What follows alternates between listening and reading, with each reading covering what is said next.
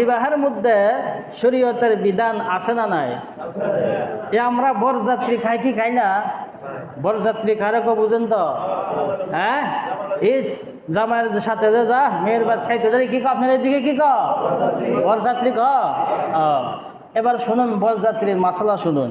ইফেক্টটা করে যে খাই বসে যে মশালা শুনে নিন। বরযাত্রী খাওয়ার মশালা কি? বরযাত্রী খাওয়ার মশালা হলো বুঝি এতদিন পর্যন্ত যে মেয়েটাকে বাবা লালন পালন করলো তার টাকা খরচ হয়েছে কি হয় নাই? টাকা খরচ হয় নাই। তো এখন আপনি তার বাড়িতে গিয়ে 100 জন মেহমান নিয়ে গেলেন, এটা কি ইনসাফ হইল না জুলুম হইল? ভালো বুঝেন, দেখা যায় ভালো। হ্যাঁ, কি হয়েছে এটা? এটা সম্পূর্ণ জুলুম। যে খায় এ জালেম। কারণ কি? শরীয়তের বিধান হইল যে আপনি ছেলে নিয়ে আপনি যান কোথায়? মেয়ের বাড়িতে। অনেক ক্ষেত্রে অনেক জায়গায় দেখা যায় মেয়ের বাবা অনেক বড় লোক, টাকা পয়সা আছে। তো এই বরযাত্রী খাওয়ার মশালা হইল দুজি মেয়ের বাপে বলে যে আপনাদের বাড়ির থেকে এতজন মেহমান আসবেন, অনুমতি দেওয়া হইল। কতজন? 30 জন বা 50 জনকে আপনারা আসবেন। কে বলছে? মেয়ের বাবা। আবার অনেক জায়গায় দেখা যায় চাপ দেয়, আমরা কিন্তু 100 জন আসবো না, একটু কমায় আইন।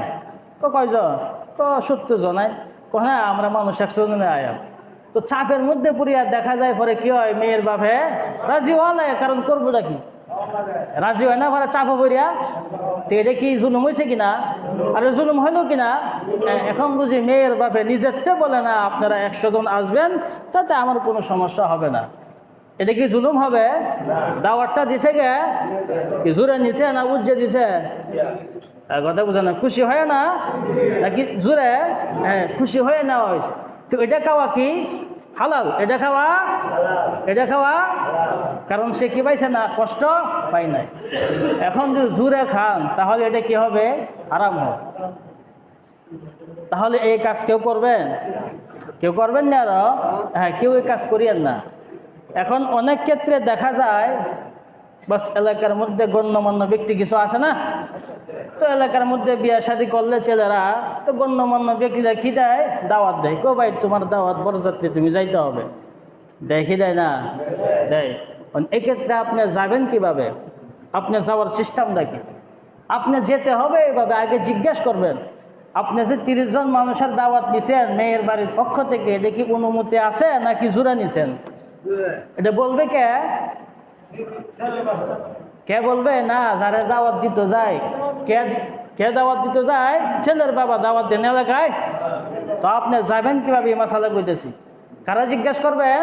ছেলের বাবার। আপনার দাওয়াত যে নিছেন এটা কি মেয়ের বাবার পক্ষতে অনুমতি আছে নাকি নাই? বুঝি বলেন না, সে অনুমতি দিছে, সে নিজের স্বইচ্ছাই বলছে, তাহলে আপনি কি করবেন? যাবেন। এটা আপনার জন্য কি হবে? খাওয়া জায়েজ হবে, কারণ সে কি করে কষ্ট পাবে না। এখন যদি আপনি জিজ্ঞাসা না করেন, বাস দাওয়াত দিছে হে অনেক ধরে খাই না, বিয়া শাদি খাইলে তো মাশাআল্লাহ খাওয়ানটা ভালো হয়, খারাপ হলে তো মাশাআল্লাহ সব কিছু ভালো, চিনতে হবে গোস্তটা বেশি বুঝলেন না। খাওয়ার পরে বদনাম তো একটা আছে না? না, যত ভালোই খাওয়ায় একটা বদনাম থাকবো।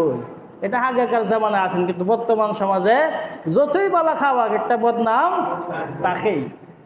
তাহলে বরযাত্রী কি সিস্টেমে যেতে হবে? আগে মেয়ের বাবার কাছে কি নিতে হবে?